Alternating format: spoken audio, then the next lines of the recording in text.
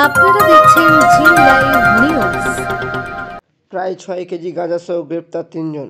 বড়সড় সাফল্য পেল বারাবণী থানার পুলিশ।